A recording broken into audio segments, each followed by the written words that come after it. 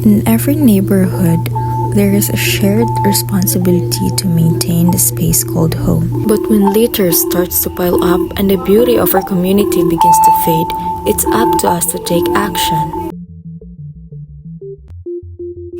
This is a story of a group of neighbors who decided to do something about it. Through thoughtful planning, teamwork, and a little elbow grease, they set out to make a real difference. Join us as we walk through their journey of organizing a community cleanup event that brought people together for a cleaner, greener neighborhood.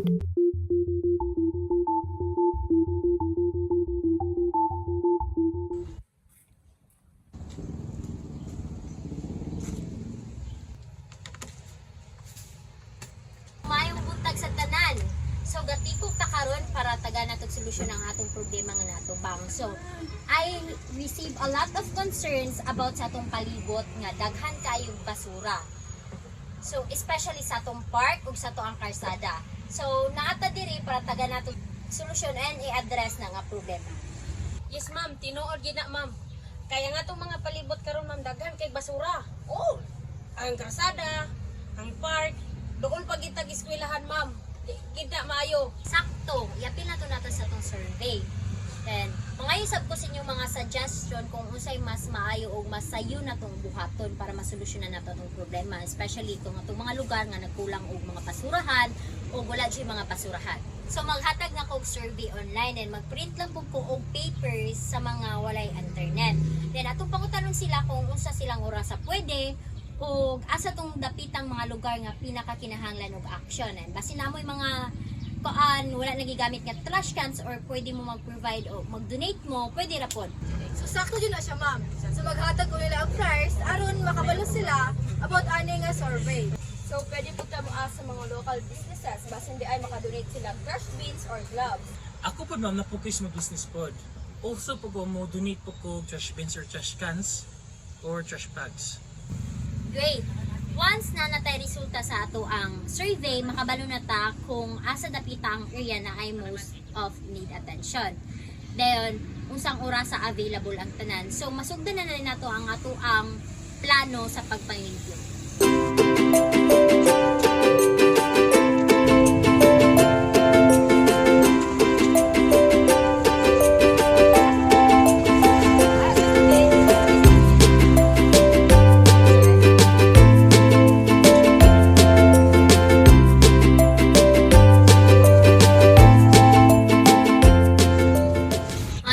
Sa tanan, so nanaday tayo resulta sa atong survey. So confirm nga nga atong park, then streets ug kilid sa eskwelahan ang pinakadaghan og basura. Then ang Saturday sab nga adlaw ang napili sa tanan. And napo ko nadawat nga daghang donations nga pangpalit og supplies like trash cans, silhig og trash bins.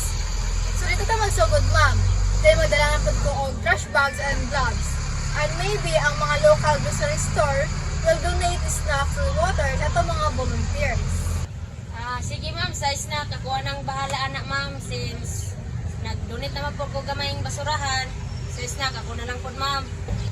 So magama na lang po ko flyer and i-post nato sa social media and ipahibalo na to daan nila kung kanus ata magama sa to activity. Very good. So nanatay adlaw no karong Saturday 9 AM.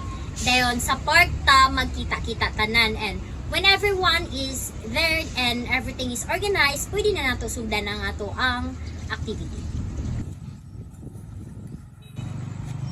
Mayong buntag sa tanan, so salamat sa inyong pag-anhirong adlaw no.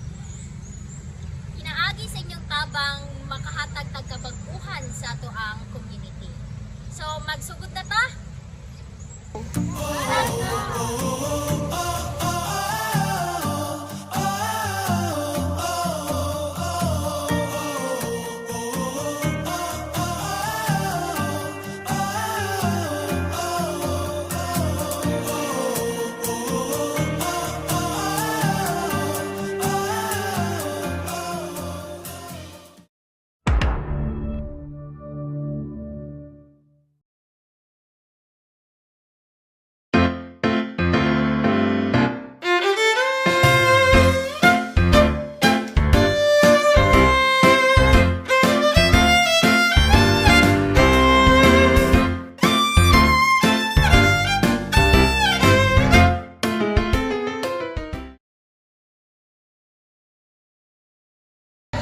Alright everyone, so nata diri karon taga-tipok para tagaan nato og bigayon ang atong mga katawhan sa komunidad para hatagan nato og pansin ilang mga panginahanglanon.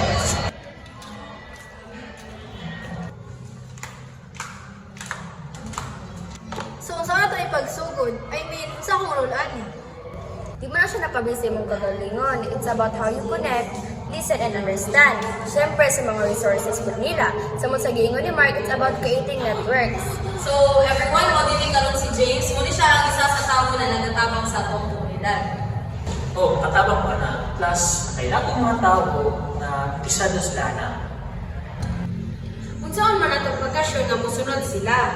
Nga sayon ra ang pag-offer og tabang pero lisod jud makig-engage sa ilaa. Great point, Joanne! Building a lasting relationship sa community is the key. You act as a connector but also a follow-up. It is more than just organizing. Kay social broker mata so kinahanglan atong commitment diri is akong ma-fulfill. It's about trust. Ang tao, dili nila mo follow it, wala sila salit, especially sa ilang mga leader. So, my role is to find out kung unsa ang mga needs sa mga tao and connect them with the right person. Exactly, Ruby. The leader's function isn't about doing everything. It's about facilitating the relationship. Kaya kita, we act as the bridge to connect the dots.